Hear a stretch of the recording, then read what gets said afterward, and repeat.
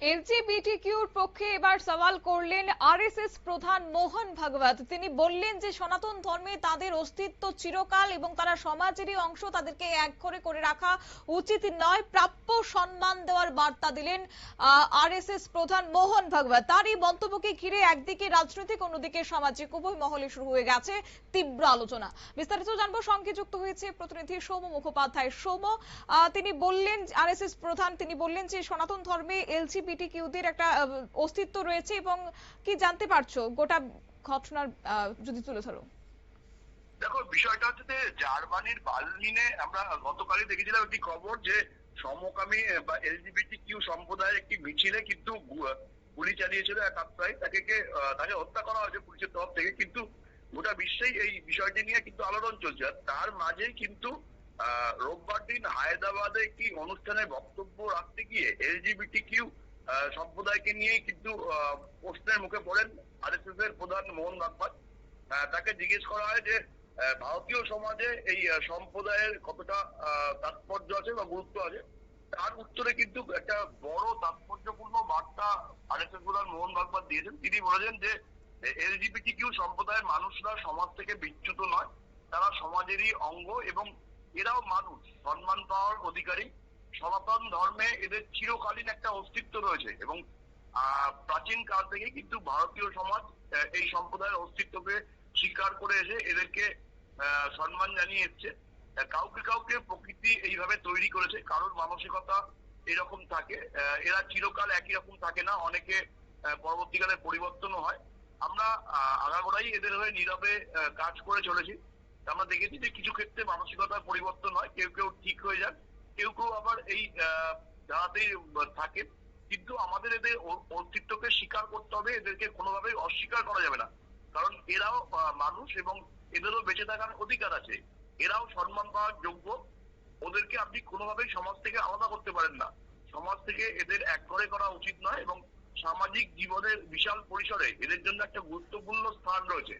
প্রাচীন কাল থেকেই কিন্তু ধর্মগ্রন্থ বা অন্যান্য ক্ষেত্রে এদের কিন্তু সম্বন্ধে আলোচনা করা হয়েছে, এদেরকে সম্মানীয় স্থানই দেওয়া হয়েছে। এবং মোহন ভাগবত এক্ষেত্রে বলেন যে অর্ধ নারীশ্বর যে কনসেপ্ট, যাকে আমরা শিব এবং শক্তির সাথে মিলিয়ে যে তুলনা করি, দেবতার আকারে দেখি, সেটা কিন্তু এদের উপর ভিত্তি করেই গড়ে উঠেছিল। এবং তিনি আরো দাবি করেন যে ভারতীয় সমাজ অতীতে এই সম্প্রদায়ের প্রতি পক্ষপাতমূলক আচরণের পরিবর্তে মানবিক দৃষ্টিভঙ্গি নিয়েই চলতো এবং এদের নিজস্ব দেবদেবীও কিন্তু প্রাচীন কাল থেকেই রয়েছে।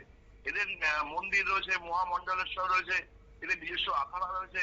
এরা কুম্ভ মেলাতেও অংশগ্রহণ করেন। ফলে ওদেরকে নিয়ে অযথা চিৎকার চেঁচামেচি না করে ওদের জীবন ধারণ কিভাবে আরো উন্নত করা যায় তার উপযুক্ত ব্যবস্থা করা উচিত এবং আমরা নীরবে সেই কাজই করছি। দেখো, বিষয়টা হচ্ছে যে আরএসএস বা আরএসএস এর প্রধান মোহন ভাগবত কিন্তু এলজিবিটি কিউ সম্প্রদায়ের পাশে এই প্রথম দাঁড়াননি।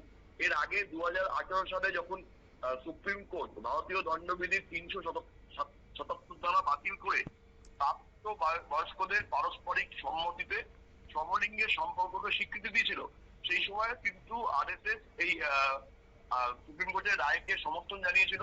এবং 2023 সালেও তিনি এলজিবিটি কিউ সম্প্রদায়ের মানুষের পক্ষে সওয়াল করেছিলেন মোহন ভাগবত এবং হিন্দু ধর্ম পুরাণের একাধিক উদাহরণ তিনি টেনে এনেছিলেন এবং বলেছিলেন যে ভারতীয় সভ্যতা অতীতেও এই ধরনের সম্প্রদায়কে সমাজের অংশ হিসেবে গ্রহণ করেছে, কখনোই বর্জন করেনি, বরঞ্চ যথেষ্ট গুরুত্বপূর্ণ স্থানই দিয়েছে। তবে আরএসএস সমলিঙ্গের সম্পর্ককে স্বীকৃতি দিলেও সমলিঙ্গের বিবাহের ক্ষেত্রে কিন্তু সতর্কতামূলক অবস্থান তারা নিয়েছে এবং এই বিষয় নিয়ে তারা কিন্তু কিছুটা ছুটবাক রাখে বলেও বলে খবর। শতাব্দী, ধন্যবাদ। ভারতীয় সমাজ এবং ঐতিহ্যের প্রসঙ্গ তুলে ভগবত বলেন যে প্রাচীনকাল থেকে এই ধরনের মানুষের জন্য সমাজে একটি নির্দিষ্ট জায়গা ছিল। তিনি দাবি করেছেন যে ভারতীয় সংস্কৃতি কখনো তাদের হীন দৃষ্টিতে দেখার শিক্ষা দেয়নি, বরং যাদের পরিবর্তন সম্ভব নয় তাদেরও মানুষ হিসেবে মর্যাদা দিয়ে বেঁচে থাকার অধিকার রয়েছে। কিন্তু মোহন ভাগবতের এই বক্তব্যটা এমন সময় সামনে এসেছে যখন দেশ জুড়ে তাদের সমতা, তাদের অধিকার রক্ষা এবং সামাজিক বিভিন্ন দিক নিয়ে আলোচনা অব্যাহত রয়েছে। তাই পুনরায় মোহন ভাগবতের এই বক্তব্যকে কেন্দ্র করে একদিকে রাজনৈতিক মহল, অন্যদিকে সামাজিক সংগঠন থেকে শুরু করে এবং তাদের অধিকার কর্মীদের একাধিকদের বক্তব্যকে কেন্দ্র করে এখন আলোচনার বিষয় হয়ে উঠেছে এবং বিশেষ করে চলছে এখন বিতর্ক নিয়ে। নিচ্ছে ছোট্ট একটি বিজ্ঞাপন বিরতি, সঙ্গে থাকুন।